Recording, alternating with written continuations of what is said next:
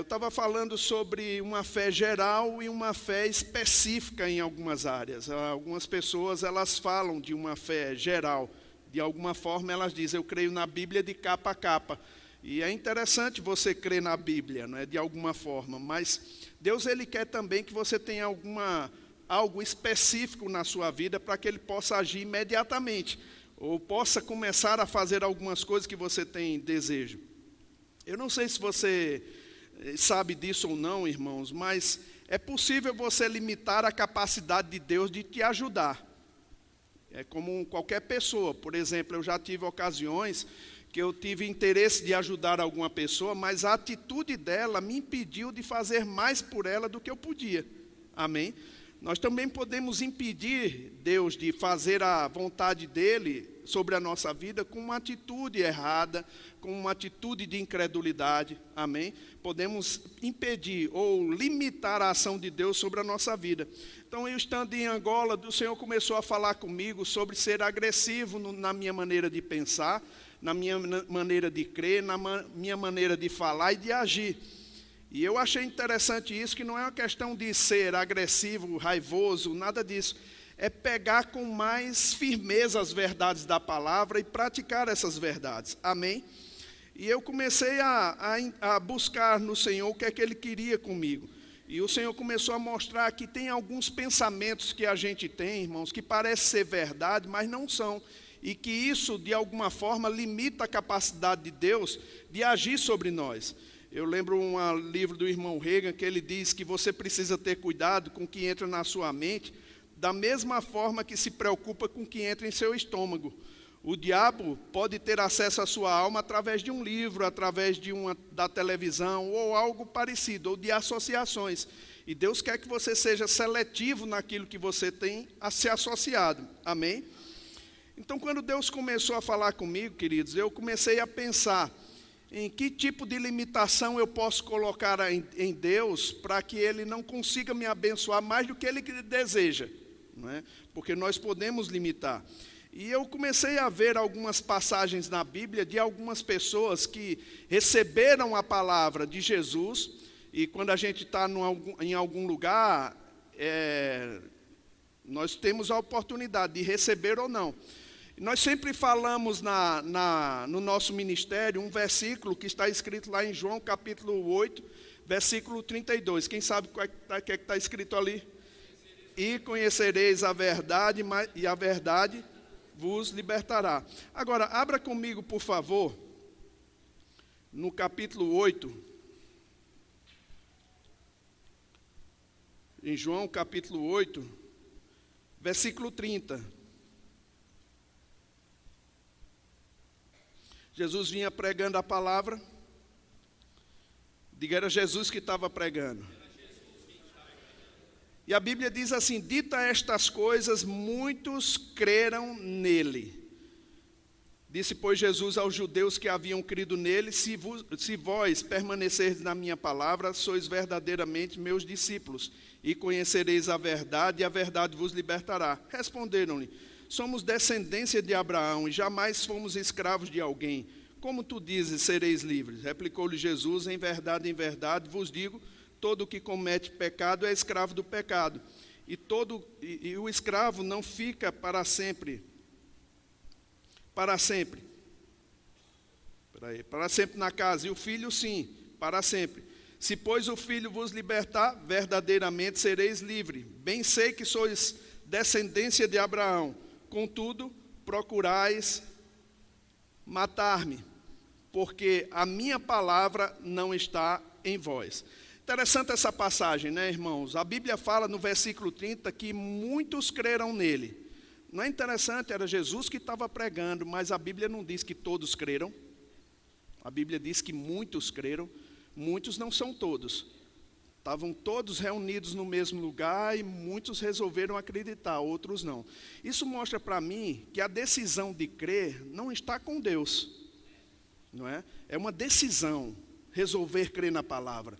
Eu decido acreditar, eu tomo uma posição, eu vou resolver a minha vida crendo na palavra. Ainda que os pensamentos que venham sobre a minha mente, eles sejam contrários à palavra, assim eu fico com a palavra. Amém? E é interessante que esses judeus que haviam crido nele, Jesus fez uma distinção e disse, olha, se vocês permanecerem ouvindo a minha palavra, em outras palavras, permanecerem na minha palavra, vocês serão verdadeiramente meus discípulos e conhecereis a verdade e a verdade vos libertará. Eu não sei se você entende isso, mas Jesus, ele fala que as pessoas estavam querendo matar, ou aqueles que não creram, estavam querendo matar Jesus por uma razão, porque a palavra não estava neles. Não é interessante isso? Tem gente, irmão, que é cabeça dura e resolve não acreditar na palavra. E eu resolvi uma vez que quando eu recebi Jesus como o Senhor e Salvador da minha vida, eu iria me entregar a essa palavra, acreditar em tudo que ela diz. Então eu sou o que a Bíblia diz que eu sou, eu tenho o que a Bíblia diz que eu tenho, e eu posso fazer aquilo que a Bíblia diz que eu posso fazer. Amém? Agora Jesus traz algumas advertências, irmãos. Existem pessoas que acreditam somente por um tempo, como está escrito lá em Lucas capítulo 8, versículo 13. Não precisa abrir lá não.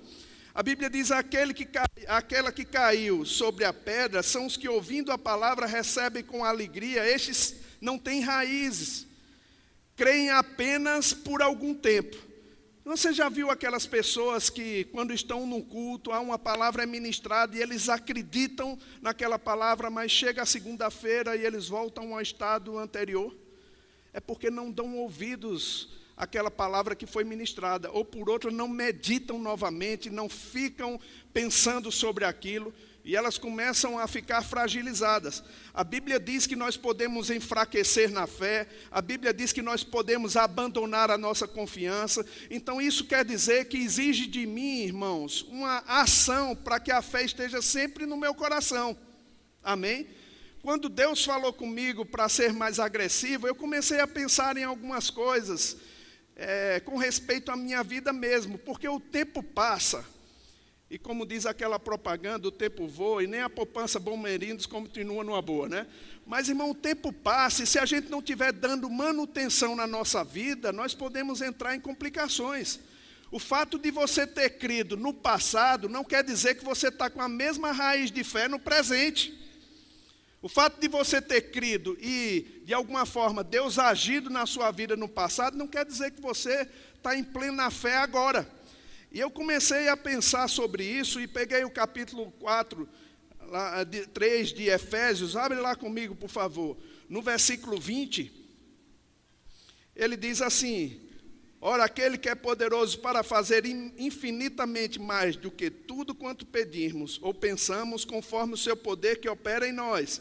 A Bíblia Viva diz assim, ora, agora glória seja dada a Deus pelo seu grandioso poder, operando em nós, e é capaz de fazer muito mais do que jamais ousaríamos pedir ou mesmo imaginar, infinitamente mais, além de nossas mais sublimes orações, anseios, pensamentos ou esperança.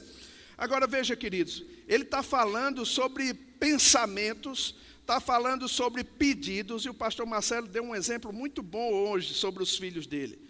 Eu achei muito interessante. Agora veja, queridos, quando a gente pensa em limitar Deus, a sua capacidade de nos ajudar, ele fica impossibilitado de agir em alguns aspectos na nossa vida. Quando eu estava lendo lá em Angola para poder ensinar sobre fé, eu me lembro que eu peguei alguns ensinamentos que eu já tinha tido, e particularmente um estudo que a Jen tinha feito para nós. E era um estudo de um coronel americano, na verdade, ele fazendo um estudo sobre o êxodo de Israel, e eu peguei essas passagens e eu queria apontar para você. Olha, abre comigo lá em Êxodo capítulo 12, versículo 37. A Bíblia fala que quando Deus ele quis tirar o homem do sofrimento, ele levantou um homem chamado Moisés. Tony Cook, ele está vindo aqui ministrar para vocês, ele diz uma coisa, quando Deus ele resolve livrar o homem do sofrimento, ele repete uma fórmula na Bíblia, ao longo da Bíblia.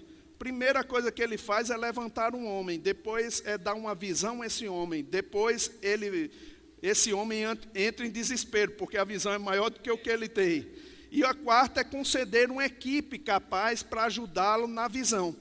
E sabe, queridos, é interessante, porque quando Deus mandou Moisés tirar o povo de Israel do Egito, você pensa que Moisés sabia exatamente o que Deus queria fazer, tirando eles do Egito e entrando no deserto? Você pensa que Moisés tinha calculado tudo? Vamos ver se Moisés tinha calculado todas as coisas. Versículo 37 diz assim, do capítulo 12, de Êxodo, diz: assim partiram os filhos de Israel de Ramassés para Sucote, cerca de 600 mil a pé, somente de homens, sem contar mulheres e crianças. Subiu também com eles um misto de gente, ovelhas, gados e muitíssimos animais. Essa mesma passagem na King James diz assim: os israelitas partiram de Ramassés até Sucote. Havia cerca de 600 mil homens a pé, além de mulheres e crianças. Versículo 38. Grande multidão de estrangeiros de todo tipo também seguiu com eles, além de grandes rebanhos, tanto de bois como de ovelhas e cabras. Veja só, irmãos, eu já estava falando pela manhã que, de acordo com a Organização das Nações Unidas, cada pessoa, cada ser humano, ele consome mais ou menos 110 litros d'água. Aqui no Brasil, é em torno de 200 litros, para ter a sua higiene pessoal e para as suas necessidades de consumo.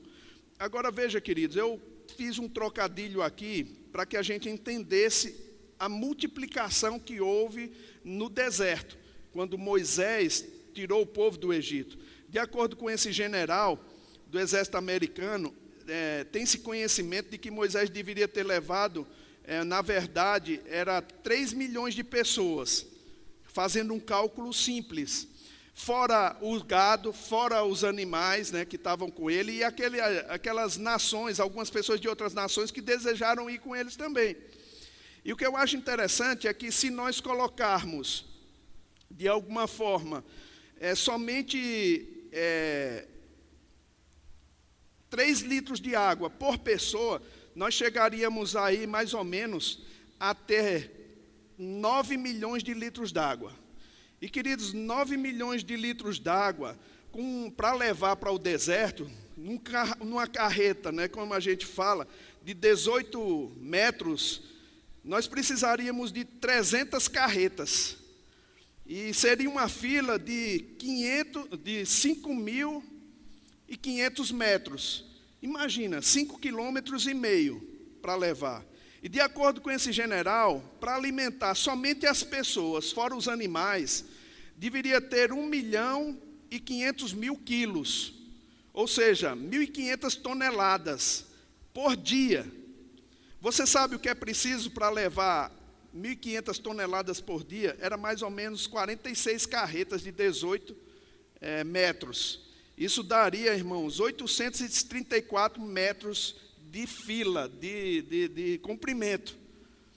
Além disso, se eles fossem precisar cozinhar essa comida, eles precisariam de 4.000 quilos, 4.000 toneladas, para levar a fazer essa comida. E, queridos, isso tudo para um dia. Não era para os 40 anos, não. É para um dia. Você acha que Moisés fez todos os cálculos, bem direitinho, e acertou tudinho para entrar no deserto? Não. Ele não fez. E ele não sabia. E o que é interessante, queridos, é que ele aponta que alguns estudiosos, o irmão Reagan diz isso, alguns estudiosos, eles falam uma coisa interessante, eles dizem que naquele tempo houve uma seca no Mar Vermelho e eles passaram com 2 palmos de água. Só que a Bíblia diz que eles passaram a pé enxuto. E a Bíblia diz que os carros e cavaleiros de Faraó se afogaram. O irmão Reagan ele chega a dizer, se eles passaram com 2 palmos de água, é um milagre ainda maior, porque os carros e cavaleiros de Faraó se afogaram em 2 palmos de água. Esse general americano, ele diz uma coisa interessante. Ele diz, eles cruzaram o Mar Vermelho em uma noite. Se eles caminhassem na parte mais estreita do mar, em fila dupla, a fila teria 496 quilômetros, um ao lado do outro. E levaria 35 noites para cruzá-lo. Ou seja, possivelmente para fazer isso, teve no Mar Vermelho um espaço de pelo menos 6,5 km de largura e caminharam 5.000 lado a lado. Isso mostra para mim, irmãos, que aquele mar congelado de um lado, congelado de outro, que você vê numa gravura, numa foto, é muito bonito. Mas não foi aquilo que aconteceu. Foi uma abertura de 6,5 km para passar 5.000 pessoas de uma vez. Queridos, você acha que o nosso Deus é pequeno? Você acha que o nosso Deus é limitado no seu poder? Agora eu vou te dizer, irmão, Deus não é pequeno, Deus não é limitado, agora nós limitamos a capacidade de ação dele sobre a nossa vida, quando pensamos contrário àquilo que a palavra de Deus diz. E eu quero te mostrar uma coisa, irmãos, para te despertar. Abre comigo lá no capítulo 1 de Lucas. O evangelista Lucas, ele escreveu esse evangelho e também Atos para uma pessoa chamada Teófilo. E é bem interessante o que ele começa a discorrer aqui. No capítulo 1, versículo 1, ele diz assim: visto que muitos houve que empreenderam a narração coordenada dos fatos que entre nós se realizaram, conforme nos transmitiram os que desde o princípio foram deles testemunhas oculares e ministros da palavra, igualmente a mim me pareceu bem, depois de acurada investigação de tudo desde a sua origem, dar-te por escrito, excelentíssimo Teófilo, uma exposição em ordem, para que tenhas plena certeza das verdades que fostes instruídos. Veja, queridos, a Bíblia fala que outras pessoas também fizeram uma narrativa dos acontecimentos que houve com a vida de Jesus. Mas Lucas disse, olha, a mim me pareceu bem fazer uma acurada investigação, desde a sua origem, e dar por escrito uma exposição em ordem para Teófilo. O que é que ele estava dizendo, querido? É que ele fez uma investigação profunda, e que ele resolveu colocar numa certa ordem de sequência cronológica os fatos que aconteceram. Amém? Tudo isso para que Teófilo tivesse convicção, uma plena certeza no seu coração. Isso mostra para mim que Deus não vai poder agir na vida de um cristão que não tenha convicção. A fé está intimamente ligada àquilo que se conhece da palavra de Deus. A Bíblia sempre fala que a convicção dos fatos, irmãos, vai acontecer na nossa vida quando nós estivermos certos. Lá no Velho Testamento, eles dizem, tão certo como vive o Senhor. Eles tinham convicções que não arredavam o pé daquilo que Deus dizia. E sabe, queridos, essas passagens mostram para mim que Deus deu toda a condição para eles acreditarem. Agora, abre comigo, eu sei que é um versículo bem falado no Rema, mas eu queria que você abrisse comigo também, no capítulo 8 de Lucas, no versículo 22. Diz assim: aconteceu que num daqueles dias entrou ele no barco em companhia dos seus discípulos e disse-lhe, passemos para outra margem do lago. E partiram. Enquanto navegavam, ele adormeceu e sobreveio uma tempestade de vento no lago, correndo eles o perigo de sossobrar. Chegando-se a ele, despertando-no, dizendo, mestre, mestre, estamos perecendo. Despertando-se Jesus, repreendeu o vento e a fúria da água, tudo cessou e veio a bonança. Então lhes disse, onde está a vossa fé?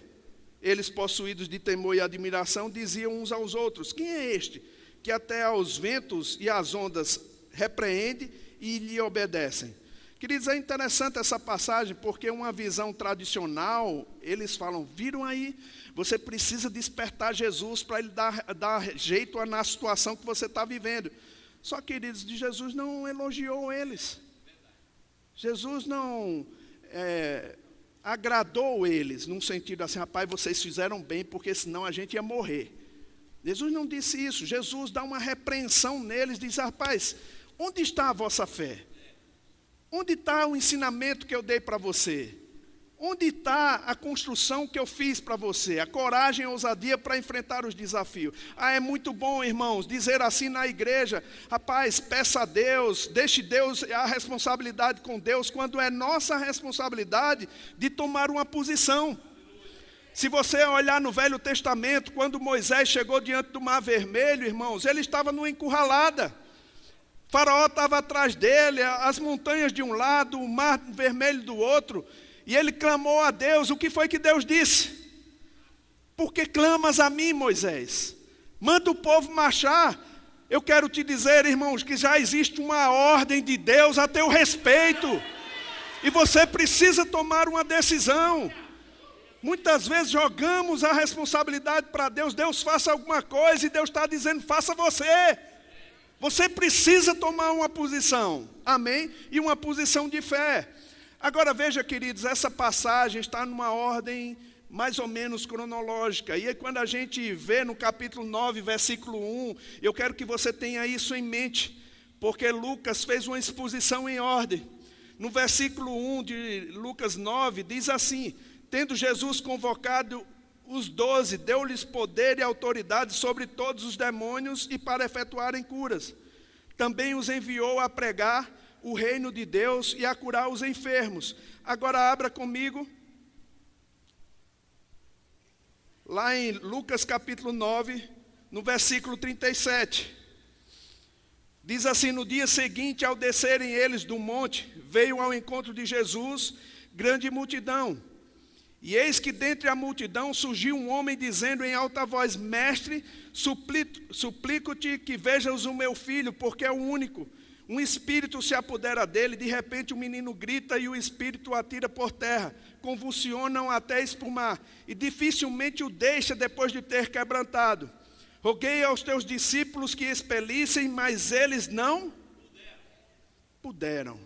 Jesus respondeu: ó geração incrédula e perversa, até quando estarei convosco e vos sofrerei? Traz o teu filho. Quando ia se aproximando, o demônio o atirou no chão e o convulsionou, mas Jesus repreendeu o espírito imundo, curou o menino e o entregou a seu pai. Veja, queridos, que coisa, que cena interessante.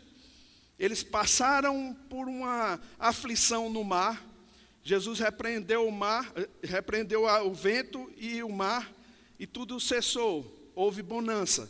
Logo em seguida, no capítulo 9, a Bíblia diz que Jesus dá poder e autoridade a ele sobre todos os demônios. Me diga uma coisa, irmãos. Quando a Bíblia diz todos, fica algum de fora? Mas na cabeça de alguns, eles dizem: não, mas esse tipo de principado e potestade não está dentro do que Jesus disse, não. Irmão, Jesus não disse isso. Bota tudo num saco só, tudo é demônio, irmão. Principado, potestade, tudo não presta e você tem autoridade sobre ele. Amém. Agora é interessante que a Bíblia diz que eles não é que eles não tentaram expulsar o demônio, é que eles não puderam. Você só não pode uma coisa quando tenta e não consegue, não é assim? Num sentido, eles tentaram fazer e não conseguiram. E Jesus não elogiou eles, irmãos. Tá bom, deixa isso aqui comigo, somente eu poderia resolver. Outras pessoas dizem assim, porque tem outras passagens que mencionam esse mesmo caso, diz: não, mas essa caixa só sai com jejum e oração. E nós entendemos, irmãos, que o jejum, ele não muda Deus.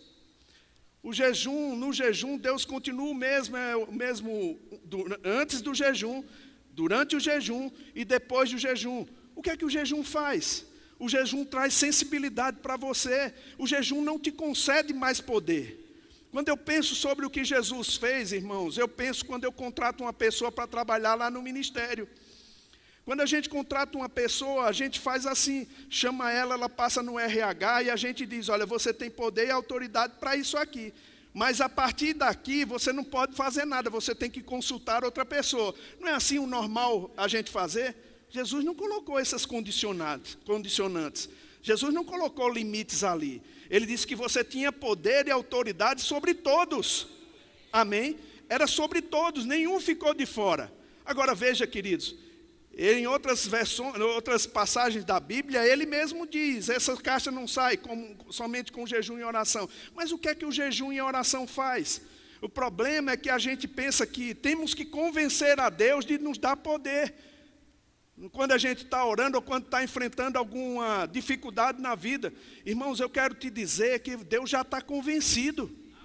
E Ele já te deu poder e autoridade. Agora, quando você jejuma, irmãos, é quando você tira um tempo separado para Deus e você começa a estudar a Bíblia, meditar na Bíblia, e revelação chega no seu coração, e você fica mais forte, mais convicto, mais crente. Amém? Aí você pode ter mais ousadia para falar, ousadia para liberar o poder de Deus que já existe em você. Amém? Agora, isso é uma construção, queridos. Nem sempre você está com condições de fazer jejum e oração. Você já pensou nisso? E situações se manifestam para você. Eu me lembro uma certa vez, queridos, o pastor Bud, para mim ele era um exemplo, né? Porque era um homem destemido, não tinha medo de nada. E ele vivia uma vida consagrada a Deus. Ele sabia do poder da palavra de Deus. Uns jovens saíram na igreja, eles estavam fazendo rema e começaram a expulsar demônios. E eles ligaram para ele, era no sábado, o pastor estava deitado e o pastor atendeu o telefone. E eles disseram: pastor, nós estávamos evangelizando e fomos expulsar um demônio. E apareceu outro, a gente expulsou, apareceu outro. 3, o quarto disse que não saía de jeito nenhum, porque era uma legião. Aí o pastor Bud: rapaz, manda fazer uma fila e sair tudo de uma vez, rapaz. Mas ele disse: mas pastor, não sai, a gente já fez tudo que podia. Aí o pastor disse: Guto, vamos lá comigo. Eu sempre gostei, irmãos, eu era novo convertido e meio cabeça de tradicional. Eu pensei, o pastor vai orar, se consagrar, vai orar em línguas, pegar a Bíblia e ler. Eu fui para a igreja, o pastor sentou na escrivaninha lá, puxou na gavetinha dele um cortador de unha e ficou cortando unha enquanto esperava a pessoa endemoniada chegar. E eu, na minha cabeça, eu disse: eu quero mesmo ver se esse demônio vai sair. Quando aquele demônio, aquela pessoa chegou endemoniada, irmão, trazido pelos outros dois irmãos, aquela mulher olhou para os olhos azuis do pastor Bud e ela disse assim: eu vou ter que sair, né? Ele disse: vai. Ela caiu lá, ele ministrou a palavra para ela, ela recebeu Jesus, recebeu a cura e recebeu o batismo no Espírito Santo, tudo de uma vez. Irmãos, o demônio sabe quando você está convicto da palavra. Sabe, ele sabe quando tem alguém com autoridade que conhece a palavra de Deus e se porta bem. Você precisa gerar essa convicção dentro de você, irmão. Amém? De uma forma que Deus possa te usar poderosamente. Amém, queridos? O motivo deles não poderem expulsar aquele demônio, queridos, é porque eles não tinham convicção de que era aquilo mesmo que Jesus falou. E o motivo de muitas coisas não acontecer na nossa vida é por falta de convicção. E essa convicção é gerada pela palavra. Você está comigo? Ela é gerada pela palavra. E Deus quer te despertar para isso. Agora, queridos, eu quero te mostrar uma coisa. Eu sei que você sabe que uma vida cheia do Espírito, ela manifesta a vontade de Deus. Eu tenho um copo aqui com água. E o apóstolo Paulo, ele diz para nós nos enchermos do Espírito. Quem sabe disso aqui? Eu quero que você abra lá em Efésios capítulo 5, por favor. Abre lá. Efésios no capítulo 5. No versículo 17.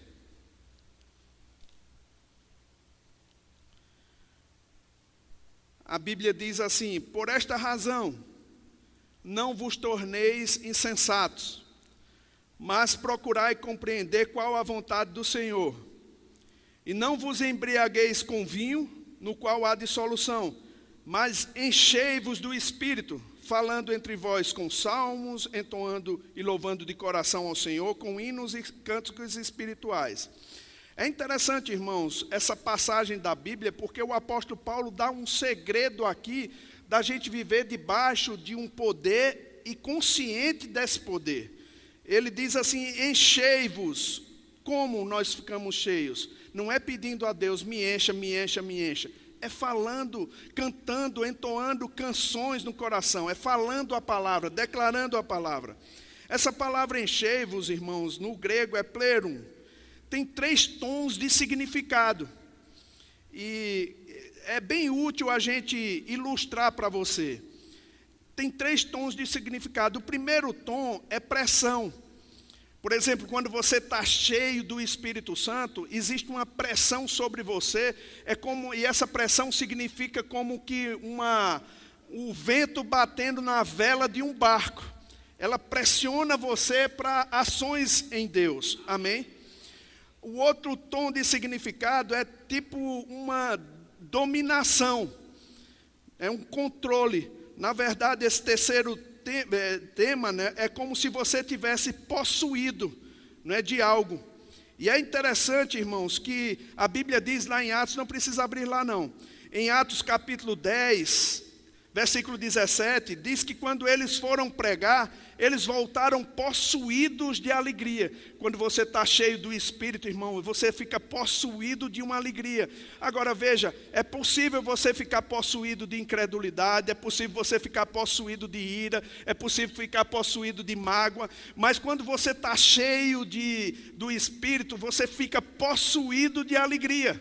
Amém? É como se algo chegasse para você de uma forma plena.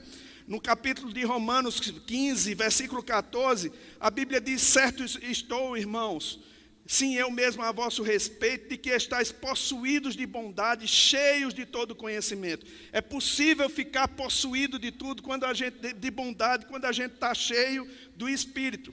Agora, o que mais me chama a atenção nessa palavra cheio, que é plerun no grego, é aquilo que é permeável. Ou seja, irmãos, a gente sabe o que é impermeável, não sabe? Se você comprou um móvel na sua casa, por exemplo, um sofá, você muitas vezes contrata uma equipe para impermeabilizar aquele sofá. Isso quer dizer que se a água chega lá, ela não vai invadir aquilo, ou uma sujeira qualquer não invade. Essa ideia de permeável é o contrário disso. Quando você está cheio do Espírito, irmãos, o Espírito permeia a sua vida. Amém? É como esse exemplo que eu vou dar aqui para você. Nós temos um copo d'água aqui. E se eu colocar um pouco disso aqui, que você já sabe o que é, um efervescente, você não vai conseguir ver porque eu coloquei um pouco disso. Amém? Você é quem dosa a capacidade do Espírito te encher. Amém? Se eu colocar um pouco mais, irmãos, vai começar a fazer um efeito nessa água. Tem gente que vive quase sem nenhuma permeabilidade do Espírito Santo na vida dela, só com um pouco. Mas tem gente, irmãos, que decide, pela fé, viver assim, ó.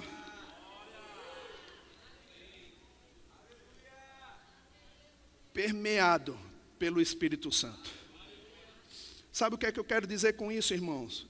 Que quando você está cheio do Espírito Santo, você passa a tomar decisões que você pensa que são suas, mas o Espírito Santo está envolvido com você. Você fica tão cheio, que você nem percebe, mas que a habilidade de Deus vai encher você de uma condição, irmãos, que você vai falar puxando de dentro coisas que foram colocadas pelo próprio Deus. E sabe, queridos, homens na Bíblia, como o apóstolo Paulo, eles se livraram de situações por uma posição que eles tomaram. E eu acho interessante que o apóstolo Paulo, uma certa vez, enfrentou um mágico chamado Elimas. E a Bíblia diz que ele ficou tão cheio do Espírito que ele falou com aquele mágico. Ele disse: ó, filho do diabo, ficarás cego por um tempo. Sabe, queridos, quando você está cheio do Espírito Santo, você fica incapaz de ver injustiça sendo feita sem tomar uma ação. Irmãos, quando a gente está cheio do Espírito Santo, nós ficamos tão agraciados com a sabedoria de Deus, que a capacidade de Deus chega para nós e nós ficamos pensando: de onde veio isso? Deus quer te encher de tal maneira, irmãos, para viver uma vida de poder aqui na terra, entendendo o seu propósito aqui. Agora, podemos viver uma vida vazia, irmãos. Somos crentes, vamos para o céu, vamos usufruir dos benefícios do céu, mas não vivendo uma vida cheia. E, queridos, existe uma maneira de fazer com que esse poder de Deus se manifeste. É vivendo uma vida cheia do Espírito. Meu irmão, eu quero te dizer nessa noite, que só você pode fazer algo por sua vida mesmo. Só você pode tomar uma decisão hoje, irmãos, de dizer assim, minha vida vai ser diferente a partir de hoje. Eu vou experimentar o que grandes homens de Deus experimentaram no passado. Eu vou experimentar o que grandes homens de Deus experimentaram na vida que eles tiveram. Sabe, queridos, existe um poder disponível para você. Não é só para pastor, não é só para ministro, irmãos, é para os filhos de Deus. Porque muitas pessoas andam em derrota, em sofrimento, porque eles não pegam a palavra para fazer valer na sua própria vida. Meu irmão, chegou a hora de você cantar, de celebrar, se encher do Espírito pela fé. Amém? Queridos, deixa eu te dizer uma coisa, eu sei o que eu estou falando. Por vezes eu estou em situações embaraçosas, sabe, irmãos, e às vezes eu saio andando, e eu não sei que Deus está me enchendo por causa de algum arrepio, de algum sentimento que vem sobre mim. Mas eu quero te dizer uma coisa, irmão, quando o sentimento vem e é favorável à palavra, não é uma coisa ruim, não. Queridos, por vezes eu estou dirigindo o meu carro e uma ligação chega, uma mensagem chega e eu leio aquilo, é uma bronca. Sabe o que é que eu faço? Eu me recorro na palavra e começo a declarar o que a palavra de Deus diz. Irmão, eu sinto como se fosse uma capa descendo aqui sobre mim, eu me arrepio todo e eu já estou pronto para dançar, celebrar a resposta da oração, a resposta do problema, e nem estou, irmãos, aí com a situação. Aleluia! Diga pela fé. Se você acostumar, irmãos, a sempre recorrer para a palavra, buscar na palavra o alento que você precisa, acabou-se depressão. Eu quero te dizer, irmão, não demole para sentimento, não demole para pensamento. Amém? Você precisa acatar a palavra no seu coração. Mas sabe o que é que acontece com a maioria da vida dos cristãos? É que eles são levados pelo sentimento, levados pelo pensamento para uma encurralada.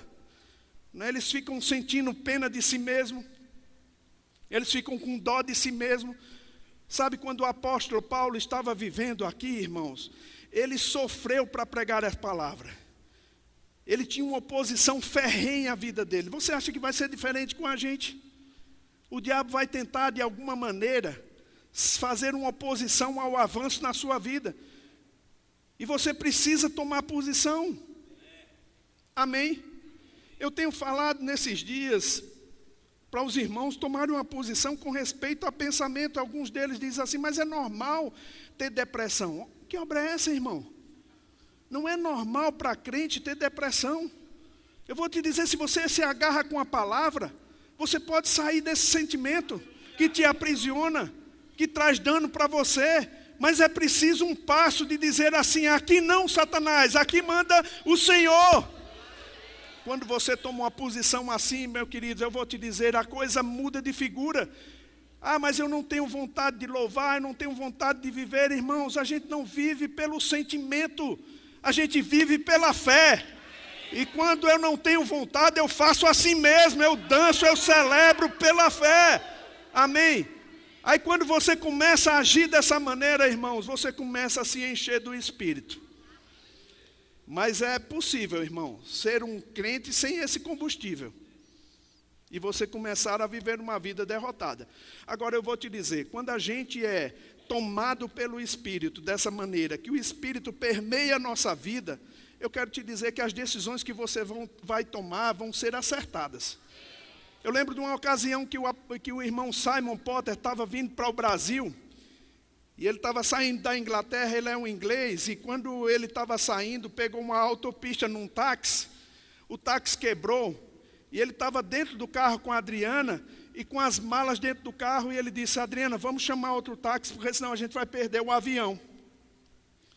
Uma decisão simples e rápida. Estava frio lá fora e ele não estava preparado para o frio que estava lá fora, porque ele estava vindo para o Brasil. Então ele disse, Adriana, vamos para fora? Ela disse, mas está frio lá fora. Ela disse, não, mas vamos para fora. E eles foram para fora. Irmãos, segundos depois que eles saíram do carro, uma carreta desgovernada bate no carro e leva o carro para uma ribanceira. Ele assistiu o livramento de Deus. Ele não disse para mim, Deus falou comigo. Mas é impossível não dizer que Deus estava envolvido, irmãos. Sabe o que Deus quer fazer na sua vida, meu irmão? Ele quer te guiar da mesma forma. Você cheio do Espírito, tomando decisões que nem parece ser Deus, mas Deus está envolvido com você.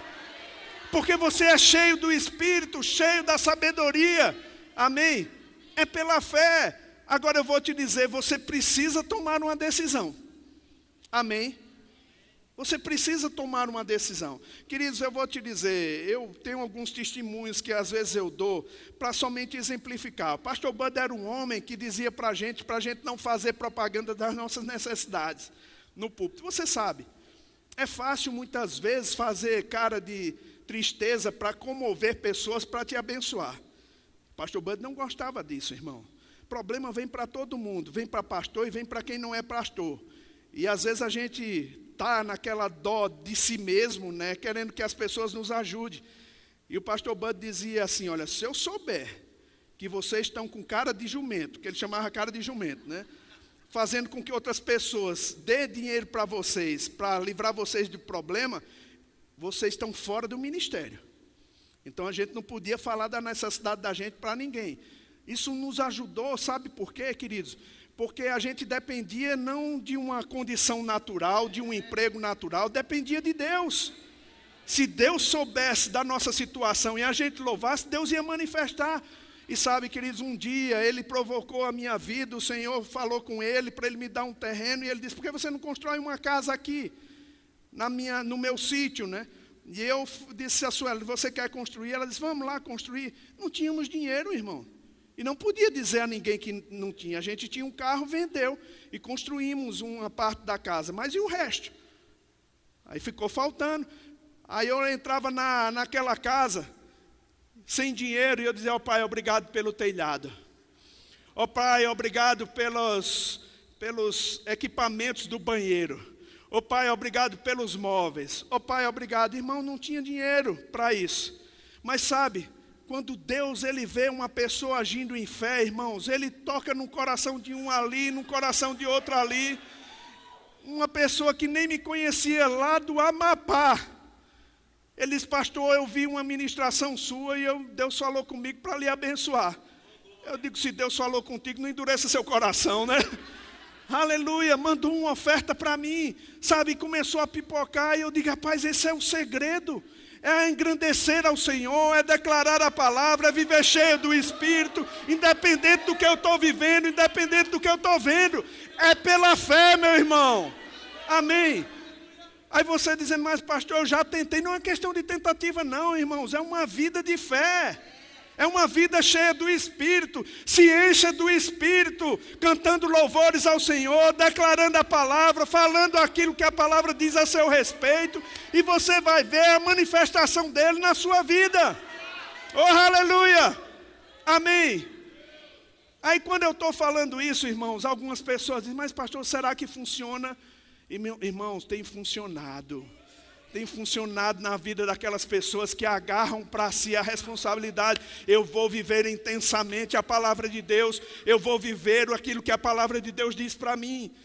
E sabe, queridos, eu estou falando sobre condições naturais, mas eu quero te despertar para coisas espirituais. Deus tem visões para dar para você. Deus tem dons para manifestar através de você. Deus quer manifestar através de você para outras pessoas. Sabe, a sua vida de oração não precisa ser uma vida monótona. O melhor conselheiro, o melhor psicólogo, o melhor psicoterapeuta que existe é Deus. Se você tiver a presença de Deus como real na sua vida, meu irmão, sabe o que é que vai acontecer? Você vai entrar naquele lugar de oração e conversar com um Pai amoroso, e Ele vai te levantar. Ele vai te socorrer. É isso que acontece quando a gente faz a presença de Deus real. E diga comigo, é pela fé. Oh, aleluia. A gente cria um ambiente, irmãos. A Bíblia diz que Deus habita no meio do louvor do seu povo. Aleluia. Eu sei como isso funciona. Eu sei quando a gente não tinha nada, que o pastor, eu chegava na casa do pastor Bud e dizia para ele, pastor, a gente está com problema. E ele dizia para mim, já orou? Aí eu dizia, já, então descanse. Irmão, aquilo dava um nó na minha cabeça. Como é descansar com um problema? Sabe, quando a gente se apodera da palavra, irmãos, eu sei que as coisas não vão ser resolvidas assim a passo de mágicas. Mas, querido, quando a gente se enche do Espírito e a gente começa a perceber que Deus está movendo dentro de nós, a condição pode estar a mesma, lá fora, mas dentro a gente está outro.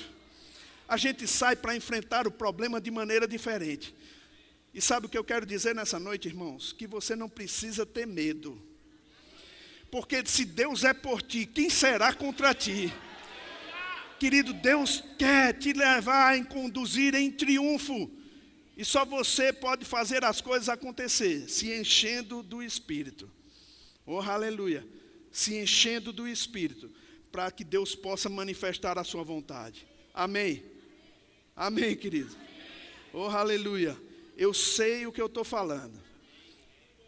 Essa vida de Deus, ela operou na minha vida. Você não me conhece, mas eu tinha uma timidez terrível, irmãos. E que só pelo Espírito eu poderia vencer esse estado de timidez. De não conseguir falar em público. De não conseguir fazer uma amizade. De ter limitações que me paralisavam. Toda vez que eu pensava em ter uma amizade diferente, ou fazer uma amizade diferente, ou ministrar para alguém, me dava um desarranjo grande demais. Medo. Sabe, eu tinha medo de enfrentar qualquer coisa, qualquer situação. E sabe, essa palavra me mudou, irmãos. Ela mudou a minha vida, e se mudou a minha vida, pode mudar a sua também. A condição é a mesma. Se você utiliza a palavra, ela vai te abençoar. Se você se enche do Espírito, coisas extraordinárias vão acontecer na sua vida. Mas é pela fé, diga, é pela fé. Oh, aleluia. E quando a gente age pela fé, as coisas começam a acontecer. Eu lembro situações que eu passei. E lembro coisas que Deus tratou comigo. Em oração. As percepções que eu já estava vendo. Coisas que estavam para acontecer. Deus tem tratado tanto comigo, irmãos, de que aquelas verdades que foram escritas na Bíblia, de coisas espetaculares acontecendo para alguns discípulos do Senhor, não fala que eram profetas, que eram mestres, evangelistas, pastores, apóstolos, não fala que ele era algum cargo ministerial, falam que eram discípulos. Lembra de Ananias? Ananias era um crente, e um certo dia o Senhor mandou ele ir na casa onde Paulo estava, e disse até a forma como Paulo estava, disse o número da casa. Sabe, Ananias ainda discutiu com o Senhor. É possível ter um relacionamento com Deus de tal forma, irmão, que você possa conversar como dois amigos. As direções de Deus específicas para a sua vida. Sabe, vindo e você discutindo com o Senhor o como e o quando fazer as coisas. Ter um relacionamento tão vivo com Deus é possível. Uma certa vez eu estava orando na minha casa e me lembro como hoje. Eu tive uma visão, e nessa visão, eu via como o culto ia acontecer. Era uma visão extraordinária, irmãos. Eu via como o culto ia acontecer. Eu ia subir no púlpito, ia falar algumas palavras, depois eu ia sair correndo pela igreja. E eu fiquei assim olhando, eu disse, corria pela igreja, e depois que eu fazia o apelo lá, 14 pessoas passavam para receber Jesus, inclusive a irmã de Suelen, que era espírita. E eu disse para Suelen, minha esposa, eu disse, rapaz, Suelen, eu tive uma visão, e vi eu ministrando, e quando eu falava alguma coisa, corria na igreja, e algumas pessoas corriam atrás de mim. Nesse tempo, nós estávamos numa igreja que tinha uma igreja católica na frente. Eu via que eu corria até a porta da igreja católica, depois entrava. Imagina o pregador saindo da igreja, correndo no meio da rua, indo lá na igreja católica e voltando. E eu disse para ela que tua irmã passou para receber Jesus. Aí ela disse, se for de Deus vai acontecer. Eu disse, que empolgação, né? Que ânimo. Eu disse, bom, beleza. Eu fui para o culto, irmão. Sabe aquela hora que você está com aquela sensação? Você tem uma ministração pronta, mas não sabe se Deus quer falar aquilo ou não. É um sofrimento bíblico, né? Eu estava ali, estava olhando, estava pensando sobre aquilo, e me lembro como hoje, eu esqueci daquela visão. Mas quando eu subi no púlpito, irmãos, sabe aquela sensação que você tem muitas vezes, que você já viveu aquele momento ali? Você já teve isso? Rapaz, parece que eu já vivi isso aqui. Pronto, aquela sensação veio para mim. Eu me lembrei exatamente como o culto ia ser. Irmão, eu falei algumas palavras e parti para a igreja católica, fui lá e Tony e Darren correndo atrás de mim. Eles corriam atrás de mim, 2 americanos. E quando eu cheguei, a igreja em festa, dançando, celebrando, e eu fiz o apelo. Sabe, irmãos, 14 pessoas passaram para receber Jesus, inclusive aquela irmã de Suelen, que era espírita, que a gente não convidou. Irmãos, Deus quer fazer coisas extraordinárias na sua vida, meu irmão. Sabe, você só precisa se encher da palavra, se encher do Espírito, ficar embriagado. Não é como um doido, irmão. Não é assim. Deus não vai quebrar a sua personalidade, não. Mas quando você está cheio do Espírito, irmãos, você vai tomar decisões balizadas pelo que o Espírito de Deus diz. Inspirado, você nem sente, mas acontece. Você está permeado da palavra de Deus, permeado do Espírito, você se mistura com Ele e Ele contigo. E sabe, as decisões vão sendo tomadas. Queridos, eu estou vendo nesses últimos dias o Senhor te usando poderosamente. Eu estou vendo uma enxurrada de ministrações aqui nesse lugar. Pessoas recebendo Jesus, pessoas recebendo cura, pessoas recebendo batismo. Oh, aleluia, eu estou vendo aqui coisas sendo destravadas pelo Espírito de Deus. Eu estou vendo aqui promoções chegando para a sua vida. Chegou um novo tempo para você, meu irmão. E é pela fé. Você tendo experiências com Deus. Amém. Você sendo possuído dessa bondade de Deus. Oh, aleluia. Coisas milagrosas acontecendo com a sua vida. Não é somente para aquele tempo, irmãos. Nós estamos construindo uma atmosfera de milagre nesse lugar. Eu quero te dizer uma coisa, querido. Essa atmosfera de milagre, ela é feita de propósito. Quando a gente tem um grupo de cristãos que pensa da mesma forma, que crê da mesma forma, que age da mesma forma, coisas extraordinárias vão acontecendo no lugar. Aleluia! Querido, se prepare para coisas espirituais acontecendo na sua vida. Se prepare para sonhos, se prepare para visões, se prepare para a inspiração do Espírito acontecendo sobre você. Oh, aleluia! Aquelas coisas que você pensa é impossível acontecer, meu irmão, com Deus tudo vai acontecer. Oh, aleluia! Aleluia! Diga comigo, é pela fé. Oh, aleluia! Sabe, irmãos, eu tenho um irmão que se chama Braz. Ele está vindo para o JPN. Estou terminando, viu, Marcela? Mas deixa eu te dizer, é um irmão angolano. Ele veio para o Brasil. Eu contei uma certa vez aqui na igreja sobre a história de Braz. Quando Braz veio para o Brasil, ele não tinha dinheiro. Era um jovenzinho que vivia na mesa de som, mas vivia ávido pela palavra, sempre dançava. O ano passado eu me encontrei com Braz lá em Angola. Tinha perdido o contato com ele. Esse rapaz, depois que ele fez o Rema, ele veio no Brasil na escola de ministro, porque nós fizemos uma escola de ministro lá. E depois ele foi para morar na Índia. Ele foi porque ele queria fazer o curso de jornalismo. E ele tinha que falar inglês. Ele chegou lá sem saber inglês, irmão. Sem saber dizer nada em inglês. Mas ele tomou a posição, ele disse, eu vou. E sabe o que é um jovem que não tem condição financeira dizer eu vou? Ele se encheu tanto da palavra que as decisões que ele tomou eram decisões de Deus para a vida dele.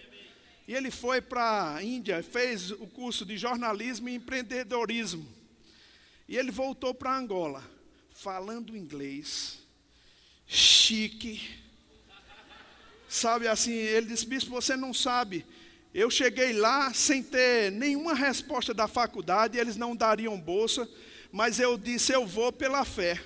e foi pela fé para a faculdade. Chegou lá na faculdade, ia sem estar matriculado nem nada, e uma pessoa olhou para ele e disse: rapaz, eu vou querer abençoar a sua vida, e de alguma forma abençoou a vida dele, que ele teve uma bolsa para os 5 anos de curso. Irmãos, agora chega em Angola e começa a ensinar as crianças. E eu achei interessante que ele disse que ia passando na rua dele, e uma menina de 4 anos chamada Miriam disse: professor, nós precisamos de uma escola de 4 anos. E ele disse que a cidade dele está passando por um problema financeiro, por isso que essas crianças não estão na escola.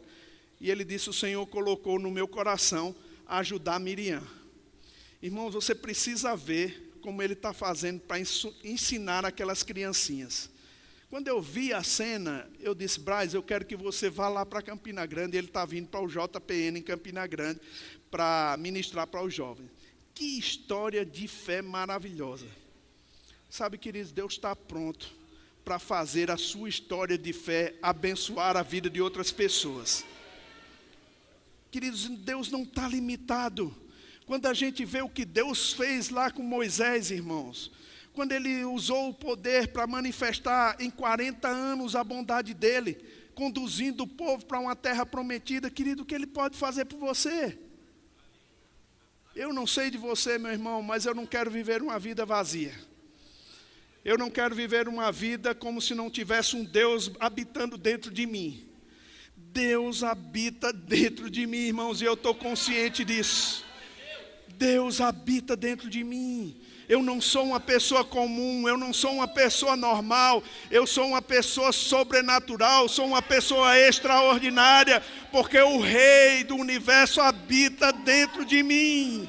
Há um potencial, há um elemento criativo dentro do nosso coração. Nós podemos viver em alto nível, irmãos, por causa da capacidade de Deus sobre a nossa vida. E quer que eu diga uma coisa, querido? Você faz parte do plano de Deus para essa igreja. Você faz parte do plano de Deus para BH.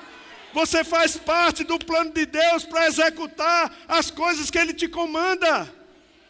Agora, queridos, deixa eu te dizer, se envolva com Ele mais e mais. Pense sobre a obra que Deus tem confiado a você e a liderança dessa igreja. Nós precisamos de você bem ousado, intrépido, cheio do Espírito, cantando e celebrando a palavra sobre a sua vida. Meu irmão, coisas vão acontecer, visitações celestiais sobre a sua vida, meu irmão, porque nós estamos numa aliança superior. E sabe, quando eu vejo o que os homens experimentaram em Atos, eu vejo, irmãos, eu sou um candidato para essas coisas acontecerem comigo também. Eu não vivo pelo que vejo, eu vivo pelo que creio.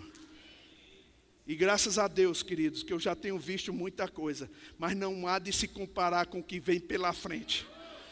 Porque tem sido profetizado através de homens de Deus sobre os nossos dias. E eu não vou ser irreverente a eles. Eu vou pegar essas profecias e vou usar na minha própria vida. E quer que eu te diga uma coisa? É bom que você utilize também. Certa vez eu andava com um pastor, e vou encerrar com isso. Pastor Bud de vez em quando me ministrava uma palavra, chamava, impunha as mãos sobre mim e falava o que Deus queria sobre a minha vida.